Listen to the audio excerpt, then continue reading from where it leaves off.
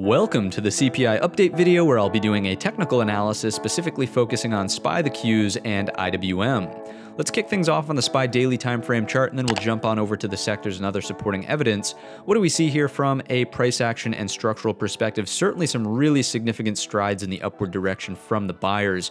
And that's completely contrary, I get it, to last night's video where we actually had more of a bearish slant, but rightfully so, right? We breached 378.50, we closed week at Wednesday's lows, and there was the risk of a daily trend change underneath 371.25. And the whole point of doing today's video is to literally update you on what unfolded from the CPI announcement. So here's the update.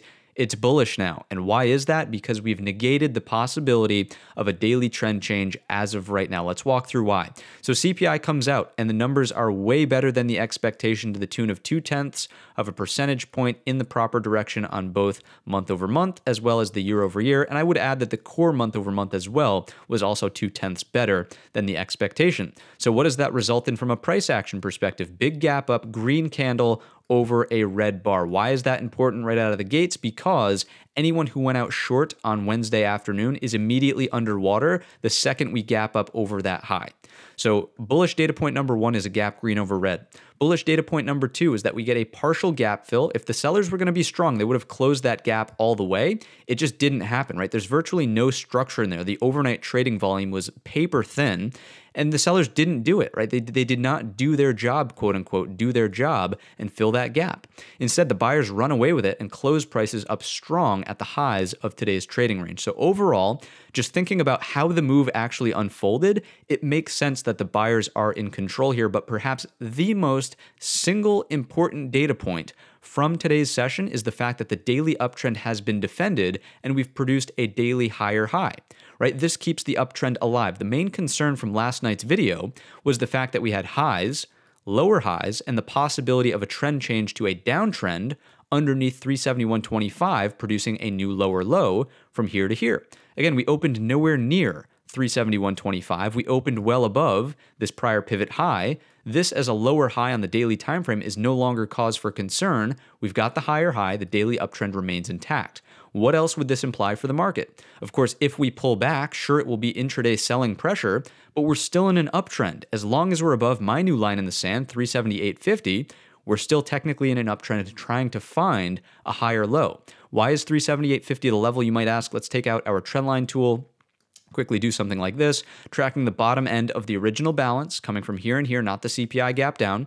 We've got higher low, we've got higher low, higher low, and if we pull back into that level, would it not make sense for another daily higher low to be produced right off of 378.50, right? So to me, that is a line in the sand. If we're above that, we're still trying to find a daily higher low. It would mean undoing all of today's price action. It would mean closing this gap, even moving slightly underneath that if it happens early into next week's session, and we're still in a daily uptrend. If for some reason we violate this area, then guess what? I'll certainly change my tone and will react to the market underneath 378.50, but until proven otherwise, this uptrend remains intact. All right, so that's the main takeaway from today's video. In terms of what we've got next into tomorrow's session, let's think about what could logically unfold here. I would point out first that we are through the top edge of the weekly expected move, so your risk reward chasing new money longs up here is not ideal. Remember that the two ways to get involved in an uptrend are number one, buying the higher low pullback to here and then capturing the reversal, or number two, once you get that confirmation reversal, breaking the equal high, then you get the move higher, right? Number two is what unfolded on today's session. And again, I would not chase it up at these higher highs. The entry point was firm price acceptance over 389.50. So going forward into the remainder of the week, what do buyers want to see? Ideally, it's just consolidation above the breakout point at 389.50. If we take a look at the hourly time frame chart, look at the beautiful break, retest, perfect support there with the hourly hammer candle, and the buyers run away into the close. Right, so 389.50 is a very, very important level on tomorrow's session. The ideal setup for Monday and Tuesday of next week would be consolidation here, and a breakout takes us up to 403, coming from a weekly measured move target. So here's the weekly time frame chart. Notice again the importance of 389.50 prior support, resistance, support, resistance, resistance. Breaking out above this and staying for a weekly close above that level tomorrow sets up continuation into the next week to here, right? The next overhead resistance on the weekly is up towards this gap area. And from a measured move perspective, as I was just saying, there's a balance range. Breaking out of that from the weekly perspective doubles the range, easily taking us into the gap. Let's be conservative, and let's just call it 403. Right, so that's still upward activity on the daily time frame chart. Oops, let's go daily over here so we can see what I'm talking about, right? So I'm not seeing any bearish outcomes just yet unless there's a complete reversal and this market is, 100% a wild ride, volatility back and forth, and we trade underneath 378.50. If that happens on tomorrow's session, then you can write me in the comments section and say, see, told you so, you were wrong, I was right, so be it. I'll change my tone underneath 378.50, but as of today's close, with the importance of the volume that came through and some supporting evidence that we're about to check out, I would say it definitely seems more bullish than bearish given the current breakout on the daily time frame. So with that being said, let's take a brief look at the CPI numbers just to sort of walk you through why this was so monumental and why it produced a positive reaction. Look at the results, right? Again, the actuals beat the forecast by 0.2%, 0.2 in every single category there. And the market interpreted that in terms of what the Fed is going to do next as quite bullish. The odds of a 50 basis point rate hike dramatically increased, and the odds of a 75 basis point rate hike dramatically reduced. So it's not completely a Fed pivot, but it is a step in the right direction to start to soften the impact that the rate hikes have had on specifically the tech market, right? The XLK, which we'll get into in just a moment. So that's what I would say from the CPI results perspective. Let's take a look at the market internals. If you don't know what this screen is, top right-hand corner's got you covered with a brief tutorial. In yesterday's episode, we talked about the significant outflows underneath negative 300 million. Look at today's session, well above positive 300 million, and just compare the delta of the significance on either side of those reads. I mean, the inflows on the bullish day today far surpass those of the outflows on the bearish day yesterday. So overall, buyers winning out from an inflow versus outflow perspective. Again, could it be a flash in the pan? It's possible, but this certainly looks much stronger to me than the outflows ahead of CPI and the quote-unquote de-risking that we brought up in last night's video.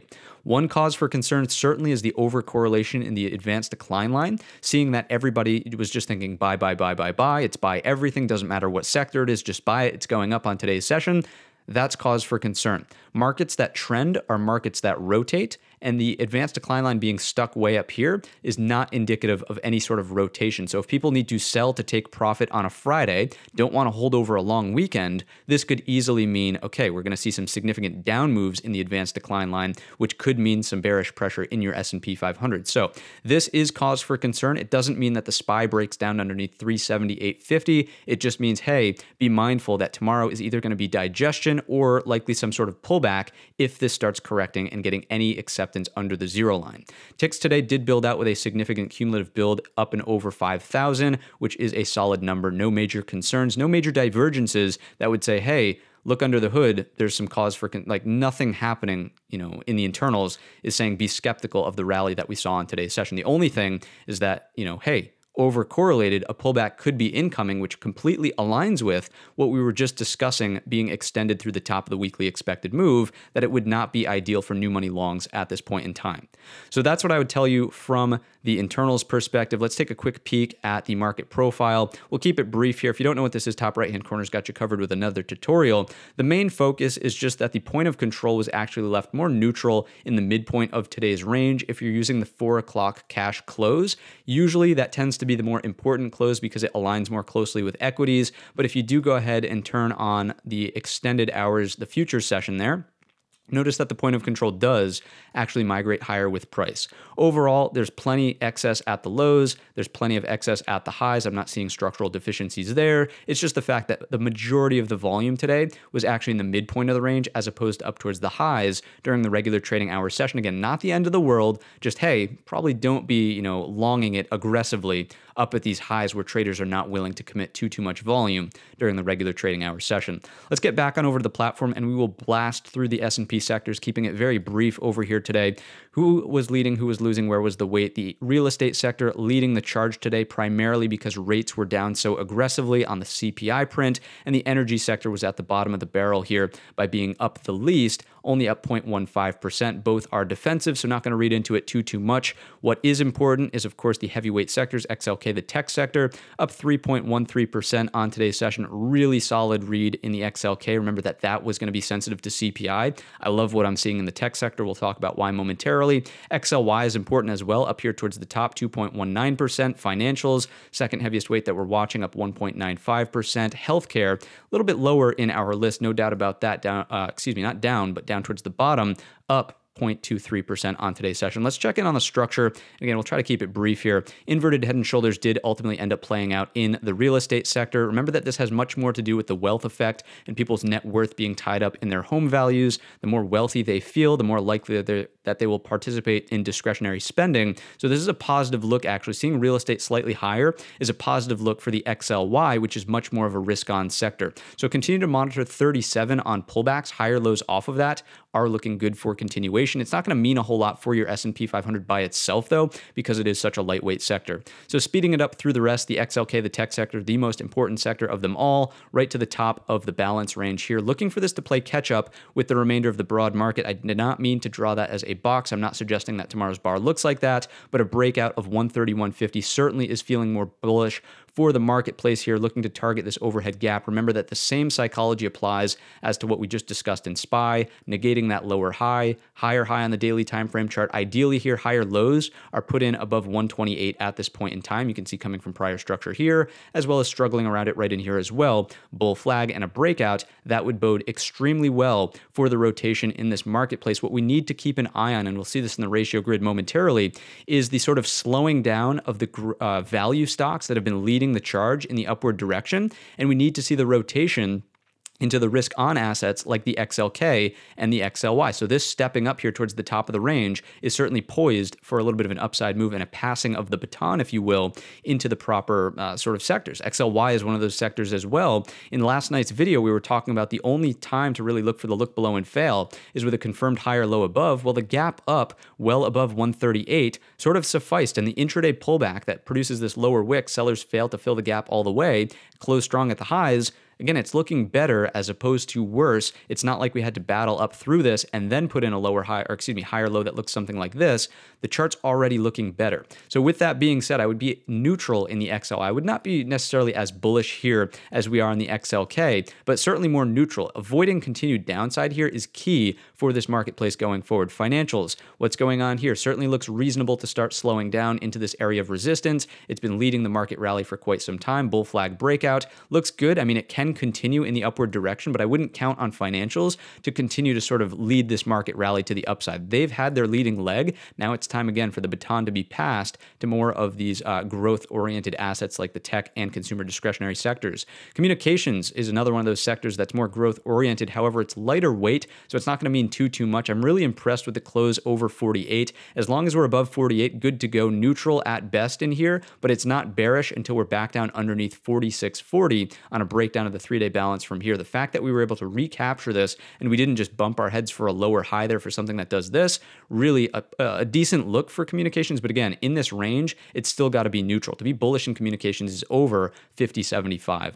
Utilities looking like a bullish chart, which is unfortunately not ideally what we want to see here. If utilities can cool off and reject off of this level, that does have me feeling slightly better, but not the end of the world. It's not like energy where we're pushing into new all-time highs, but certainly want to see it lagging the market move. And we'll see that on the ratio grid in just a moment. And it technically is on a percentage basis. XLB Materials, 100% retracement round trip move. Again, look for some of these names to start slowing down into resistance here. More of the value-oriented names are coming into a similar look to this. Unfortunately, this is a really lightweight sector for the S&Ps, so it's not going to matter one way or another. But in terms of the mindset of the market, old economy, new economy, if this starts to pull back, again, the people that have to pick up the slack are the XLK and the XLY. Let's take a look at the XLI for industrials. Same idea as the XLB materials that we just saw, 100% retracement coming into overhead resistance. It would make sense that this chart starts to slow down a little bit. It's really been leading the market rally the entire time. So if this slows down, again, think about passing the baton. XLK, XLY have to pick up the slack. Otherwise, it's not going to look great. XLV for the healthcare sector. What's going on in the healthcare sector? Beautiful move on today's session. I cannot reiterate the importance of the healthcare sector being the second heaviest weighted component of the S&P 500. The break and intraday retest of 133.50 after the gap up. I mean, just a thing of beauty. We already talked about the trend being neutral in here after already completing the look below and fail, waiting for that next trade setup. The beautiful gap up, hold of the top of the range and close back above. the chart has to look bullish. Like this to me is a great looking weekly bull flag, watching for some continuation in the upward direction. And again, being the second heaviest weighted component of the S&Ps, this is going to bode well for upward continuation in the SPY itself. XLP, consumer staples, definitely D4 defensive, but breaking out of its little flag look from up here. All of these quote unquote double tops that everybody was watching, none of them came to fruition. And hopefully you watched last night's video where at least we were bullish in the sectors based on structure. Double tops are only bearish underneath the neckline of those patterns. So regardless, and I don't know if I just mixed up the words with double bottom, double top, but you get the gist, right? Same idea as the healthcare sector in terms of the psychology of the lower wick and the close back above the pressure cooker top does look like it can continue into 74.50, which is a bullish look. XLE for energy, as we pointed out, is not looking great, hanging out up here towards the highs, but notice how this lagged so much today's session. Right? It's not even above the high of Thursday's bar. It's right at the midpoint, and it never really got in gear up and over the original flag range from here at 90.50, which is a decent look. Remember that this is D for defensive. We want it to lag the market. So to make it really easy to identify what's leading, what's lagging, let's take a look at the ratio grid. If you don't know what this screen is, top right-hand corner's got you covered with a brief tutorial. Look at the rapid improvement in the XLK, really solid look for more of a risk-on type market environment. And we're not out of the woods yet. I'll completely concede that because we're still underneath that descending 50 SMA. That's the gold line, and we know that the structural chart is contending with the top of the range right now. But if we get a breakout and this continues to improve, all of a sudden we've got 3 of the big 4, the risk-on sectors up here at the top, aggressively pointing in the upward direction. I suppose that this wouldn't be aggressive, but certainly a step in the right direction. And the XLY also experienced a little bit of a significant uptick on today's session. Right? It's the first time we've seen a significant uptick like this, and if the baton is going to be passed, this is some pretty solid evidence that that could be starting to be underway. Let's take a look at the bottom 4. These are the risk-off sectors. Notice that the XLP failed the breakout in the ratio, at least, to move up and over these equal highs. This checks out, remembering that this is D for defensive. You don't want it leading. It is lagging currently. Good look. Energy coming back down, but still above an upward sloping 50 SMA. Not as ideal as it could be. Utilities are sideways, even though the structural chart looks good for a breakout higher. So this is solid, more of a risk-on look. And the real estate sector is perking up into that descending 50 SMA as well. Remember that this is much more about the wealth effect. It's just down here because it's a lightweight sector. So overall, I think that with the XLK improvement, we are starting to see some signs of the baton being passed, which is what will be required for the market to continue this upward move that we've been seeing. Let's take a look at the XLY over the XLP. Remember that this is growth and this is value. And what we talked about in yesterday's episode was the concerning look underneath the low of the year so far, but that was immediately taken back on today's session. So again, if this baton, so to speak, is going to be passed, if we are going to see the proper market rotations, this cannot afford to come back down underneath 188. So being back above it does strike me as a look in the right direction, but still paper thin margins for error here in the ratio between the two. We really want to see growth start to pick up the slack and continue this market move in the upward direction. When everybody's on board, specifically the heavier weight risk on sectors, the market can see much more significant upside here. And that's really how bottoms are formed, right? When everybody starts participating, not just select sectors in the overall market itself. Let's take a quick look at the dollar, just because this supports the idea that the market can be headed higher as well. Big breakdown of the primary support trend line off of a couple of lower highs from here. This, of course, bodes well for equities and is why we saw some upward lift on today's session. Let's take a look at the TNX, and I'll specifically show you the signal chart here.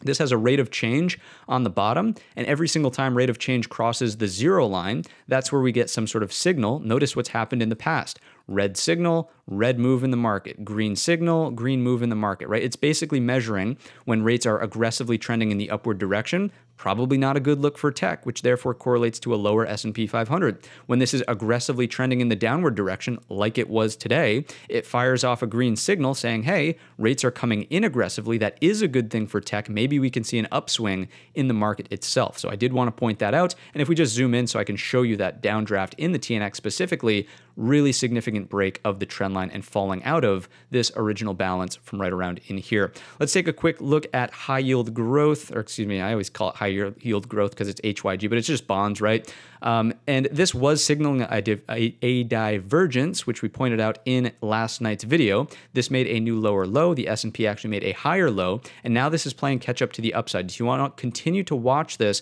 and see if it will confirm the move in the S&P 500, or if this puts in a lower high here? So if we get a trend line that looks something that looks like this, whereas the SPY is doing this, okay, let's provide some checks and balances here. We've been pretty bullish so far in today's analysis. If this divergence plays out, that would of course stack up in the bear's favor, and you would favor more of a pullback in your S&P 500. Let's take a look at the CPI and what's going on with the Fed funds rate. All I want to point out on this screen is the risk of a possible double move in inflation, like the mistake that was made in the 70s. Inflation seemingly peaks over here. Remember that the red line represents a Fed pivot. The Fed pivots, right, as inflation is peaking, they they start to loosen monetary policy, and they basically loosen too quickly.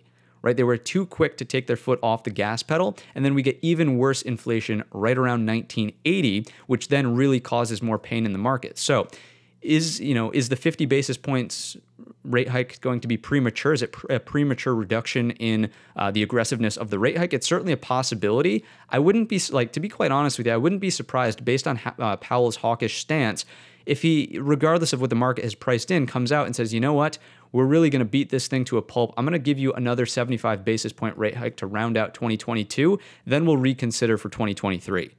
Right? So again, more of trying to give ourselves checks and balances here. Sure, inflation is coming down in the right direction. And by the way, this is CPI year over year. This is month over month overhead. So it's coming down. It's moving in the right direction. Let's zoom in on that a little bit. We are trending in the proper direction. But if Powell is just going to sink this thing home and use his tools, then guess what? 75 basis points probably does not bode well for the market. We see another lower leg here. But over the course of time, we ultimately avoid the double move in inflation, where in the future, it possibly doesn't perk up again somewhere up and over 10%. So just more of a fundamental take on the market, something that I did want to share with you on today's video. And with that being said, let's take a look at some volatility products. Here's the VIX itself, obviously coming in aggressively on a really solid up day. This is, of course, important. And to avoid the 2008 lookalike situation, we've got to get more acceptance underneath 2050. We're not out of the woods from that perspective. So all this would tell us is that, yes, we're moving in the right direction, but there's still a considerable amount of volatility in the marketplace currently. Let's take a look at the VVIX. Yesterday, this was signaling that people were actually concerned with what could take place with the CPI announcement. We did tick lower here in the VVIX, and as we get back down towards these comfortable reads around 80, that would be more of an indication that people are content with the market bottom that has currently formed. So watch this into the close of the week. If we head lower towards 80, that is a much more bullish indication for your market. If it perks back up, then that's going to be much more of a cause for concern, right? This you can use as a little bit of a divergence tool. If this green day here correlated to a massive up day in the VVIX, things aren't adding up. That would not make sense. It would seem to me that someone knows something we don't know and they're positioning early. As of right now, no red flags. Continue to just monitor it. Next up, we've got the volatility inversion. So this is the VIX futures measuring for contango versus backwardation. Notice that, again, in last night's video, we talked about the razor thin margins of error that we had around the zero line. Significant push away on today's session. That means that basically, we want to be underneath the zero line in this ratio pair up here at the top. It's not really a ratio, it's a subtraction. You're looking at the difference between forward volatility and current volatility. This would indicate that there's less volatility in the present day, more volatility in the future.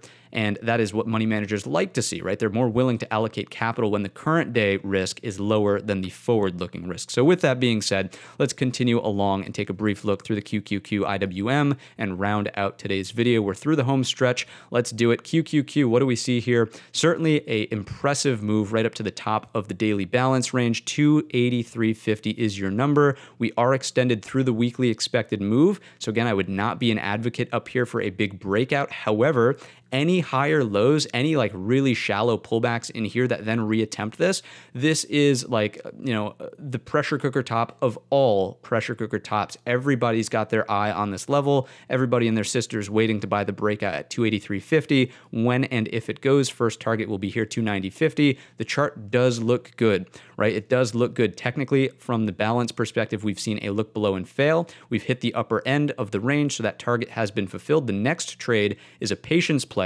It's either going to be a break here or a mean reversion move back to the middle, and then we'll reevaluate when and if that happens. Okay, so 283.50, can't reinforce the importance of that enough. If the TNX continues to move lower, if interest rates come off a little bit on the break of that trend line, on a breakdown of the balance, that bodes extremely well for your QQQ. And remember this, if the QQQ is moving higher, this is basically representative of tech. That's going to also represent the passing of the baton between the old economy stocks and the new economy stocks, the rotation that we need through the sectors to power the S&P 500 higher. So QQQ, very important to watch your heavy white line, 283.50. We've hit that home. Let's take a look at the IWM Russell 2000 and the small caps, and then we're out of here. Hallelujah. What's going on from this perspective? Certainly recapturing and moving back above the original balance range highs at 177. Yesterday's close underneath was fairly concerning, but again, just like almost everything else, we are back in an uptrend with the equal high here in the IWM. So what we're looking for is, now that we've essentially rotated from the bottom, look below and fail, to the top, it's a patience move. We've got the equal high, higher lows, and then a reattempt, offer a breakout. Obviously, you've got a gap to close overhead, and it would also be a recapture of the daily 200 SMA, a very bullish look. Now, if this does move lower, and I should have mentioned this in the QQQ as well, it's just all about the gap close underneath. IWM can play around in this range, and that's fine from the weekly perspective. We're building out a building block in the upward direction. As long as we're above 177 going forward, we're good to go. Any breakdowns of 177, definitely concerning for some downsides. So just to recap in the IWM,